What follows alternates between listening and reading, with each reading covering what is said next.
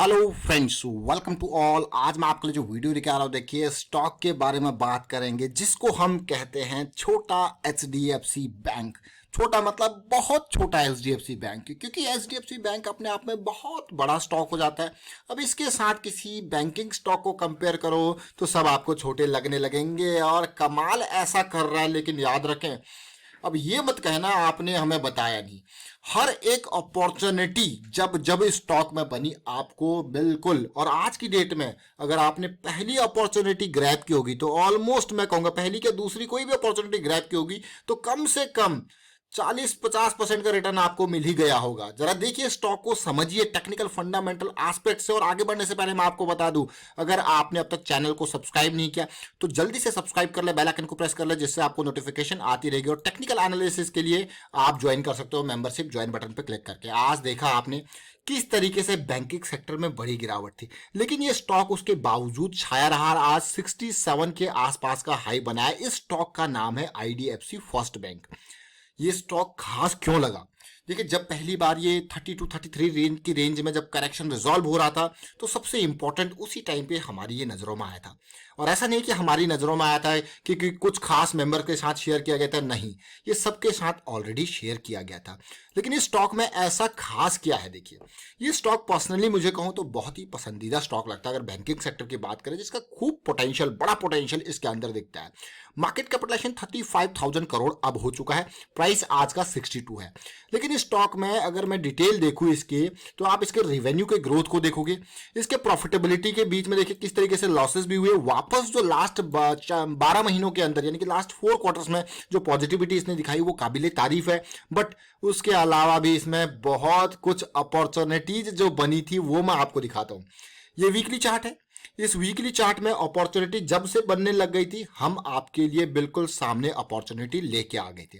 सबसे पहली अपॉर्चुनिटी बनी थी हमारी नवंबर सीरीज में। ये देखिए, जब ये वाला करेक्शन रिजॉल्व हो रहा था और ये 32 के लेवल पे भी लेके आए थे, लेकिन नवंबर 15 पे जब ये बड़ी कैंडल के बाद छोटी कैंडल बनी ना ब्रेकआउट के नियर, जो मैं आपको कहता हूं कंसोलिडेशन, तो सबसे पहली अपॉर्चुनिटी हम आपके लिए उससे पहले भी लेके आए थे, लेकिन यहां पे ये अपॉर्चुनिटी नवंबर 15 की। इस स्टॉक को एक बार नहीं, बल्कि जब ये सेकंड जो दिसंबर में गिरावट थी, जब हमें टाटा मोटर्स मिला था ना, टाटा मोटर्स की भी सेम गिरावट थी 21 दिसंबर वाली, तो ये जब करेक्शन बुलिश क्रॉस के बाद की जो करेक्शन थी, तो ये जो वीकली स्विंग है, बहुत सारे लोग, मैं बार बार रिपीट करता हूं कि उन लोगों के लिए जो लोग जॉब करने वाले लोग हैं, वीकली स्विंग सबसे फेवरेट एरिया होता है। और उन लोगों ने इस स्विंग को पकड़ा। उसके बाद जब वापस फरवरी की स्टार्टिंग मंथ में ये जो अगली स्विंग स्टार्ट हुई थी ना, वो फिर से आपको अपडेट की गई थी। जरा सोचिए, ये जो लेवल था 32 के आसपास, ये 33 के आसपास, और वहां से कौन से लेवल, अगर इसके रिटर्न को मैं देख लूं तो तब से अब तक इसने हमको कितना रिटर्न दे दिया। देखिए, ये जो लेवल की मैं बात करूं तब 33 का लेवल था और ये गया हमारे पास ऑलमोस्ट 95%। मतलब पैसा क्या हो गया आपका? ऑलमोस्ट डबल मैं कहूंगा जो 32-33 के सीरीज से लेके आए थे, क्योंकि आज 66 का हाई बना है। और फिर जो ये लेवल था, इसके बाद भी अगर मैं देखूं आपने एंट्री की होगी तो ऑलमोस्ट 80% का रिटर्न इस लेवल से भी। चलिए छोड़िए ये सारी चीजें, जो लास्ट एंट्री पॉइंट था जो कि 48 के रेंज में आपके साथ शेयर किया गया था, अगर आप उसी को देख लो तो तब भी आपके पास 35% तक का रिटर्न। अब आप कहोगे वाह, ये तो बहुत ही अच्छी बात है। लेकिन अब पूरी जर्नी में एक चीज आपने देखी होगी, मैं आपको बार बार कहता हूं, किसी भी स्टॉक को आप देखो, प्रॉपर रिस्क मैनेजमेंट के साथ चलो। जिन लोगों ने यहां पे एंटर किया था उनका स्टॉप लॉस बहुत ही कम था, जिन लोगों ने यहां पे एंटर किया था उनका स्टॉप लॉस ये था, जिन लोगों ने यहां पे एंटर किया था उनका स्टॉप लॉस ये था। और पूरी सीरीज में एक चीज कॉमन थी, क्या?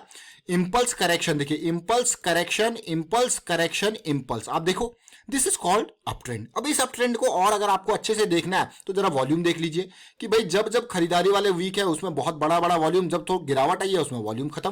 तो ये और इंपॉर्टेंट। और सबसे अगर मैं कहूं कि चलिए आपने ये अपॉर्चुनिटी ग्रैब नहीं करी, लेकिन बुलिश क्रॉस के बाद की पहली करेक्शन जो होती है ना, वो गोल्डन अपॉर्चुनिटी। और अगर इस गोल्डन अपॉर्चुनिटी में आरएसआई अगर ऐसी सिचुएशन पे मिल जाए ना, तो ये अपॉर्चुनिटी गोल्डन से भी ऊपर प्लेटिनम अपॉर्चुनिटी आप इसको कह सकते हो।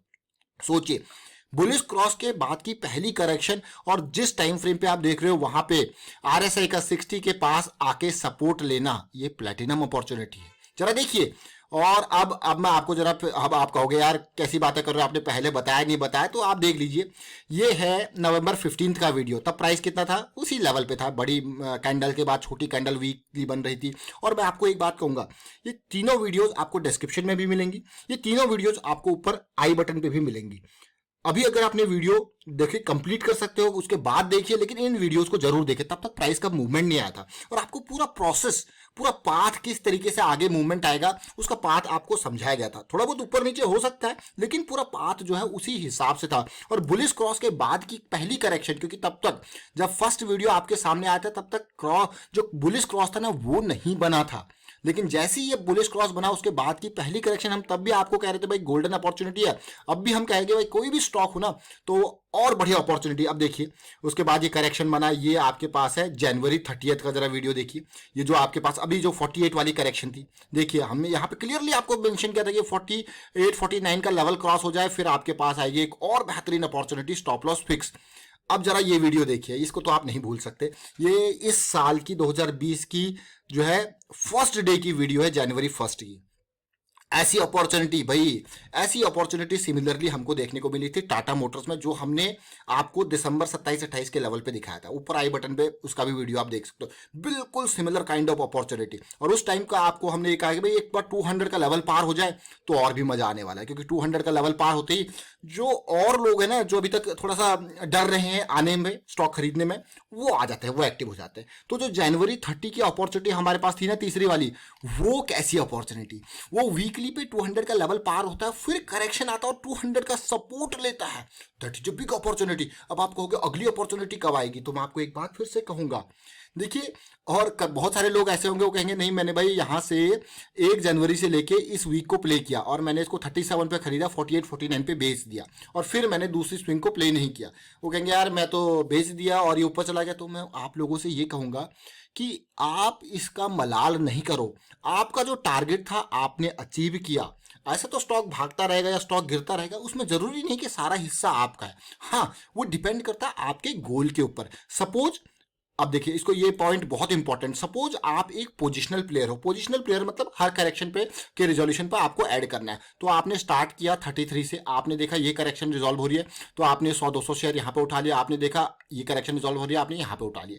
तो आप पोजिशनल प्लेयर हो, तो आप अपने स्टॉप लॉसेस को ट्रेल करते रहते हो और ऊपर जाते रहते हो कि भैया अब मेरा स्टॉप लॉस यहाँ पे चला गया, अब मेरा स्टॉप लॉस, अगली करेक्शन आएगी, फिर आपने कुछ उठाया या रहने दिया, लेकिन अपने स्टॉप लॉस को और ऊपर लेके चले गए, ताकि आने वाले टाइम पर अगर गिरावट आती है तो एटलीस्ट आपका उतना जो प्रॉफिट है वो बचा रहे। इस चीज को समझा। इसका मतलब आप पोजिशनल प्लेयर हो, वो आपका गोल है। लेकिन जो लोग होंगे वो कहेंगे नहीं भाई हम तो खाली वीकली स्विंग वाले लोग हैं। तो उन्होंने देखा भाई यहाँ 37 से एंटर ली और इस लेवल पे उन्होंने कहा भाई अब तो ये चीजें नीचे और करेक्शन आ सकती है। तो 37 से 47 के लेवल पे उन्होंने 10 रुपए का प्रॉफिट 2 से 3 हफ्तों में जेब में रख लिया।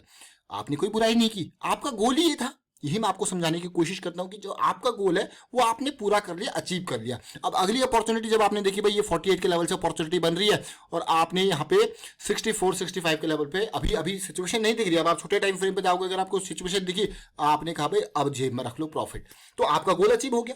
समझिए इस बात को। आपने 37 से 47 का टारगेट ले लिया, 48 से इस स्विंग को प्ले कर लिया, तो भाई आप अपने गोल पूरे करते जा रहे हो। इसका जरूरी मतलब नहीं है। जिन लोगों ने होल्ड किया है उसको, those are a different player, वो एक पोजिशनल प्लेयर है, वो वीकली पोजीशन बनाते जा रहे हैं। समझ रहे हो? तो ये इस तरीके से आपको देखना पड़ेगा अपने गोल के हिसाब से, स्टॉप लॉसेस को बढ़ते रहे। अब देखिए जरा, आज का जो वॉल्यूम है वो बहुत ही खतरनाक वॉल्यूम है और ऐसा लग रहा होगा कि आपको ये पहुंचेगा 100 के लेवल पे पहुंच जाएगा, लेकिन मैं आपको ये कहूंगा कि भाई दूरी, अब जो नए लोग हैं, अब इन तीनों एंट्री पॉइंट्स को आप देख सकते हो। नवंबर 15 कहाँ पे है, ये लेवल है देखिए।